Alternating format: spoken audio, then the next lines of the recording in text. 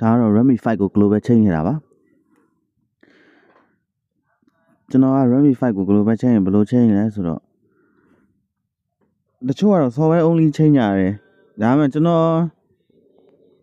software only ချိန်တာအဆင်မပြေဘူးဗျာအဆင်မပြေဘူးဆိုတော့ recovery တွေကိုရောက်သွားတယ် software only နဲ့ချိန်လို့ရှိရင်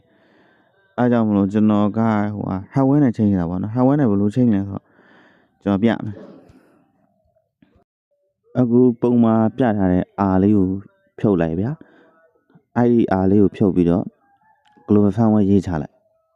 အဲဆိုရင် global ဖြစ်သွားပြီ R ကိုဖြုတ်ပြီးရေးလိုက်တာနဲ့ရတယ်ဘာမှအစားပြန်ထိုးစရာမလိုဘူးဒီတိုင်းပဲအဆင်ပြေတယ်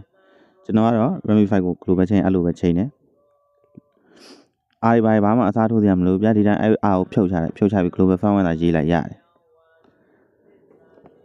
Okay ပါကျွန်တော်ရဲ့TikTok အကောင့်လေးကိုလည်း follow လေးလုပ်ထားပေးကြပါအောင်ဗျ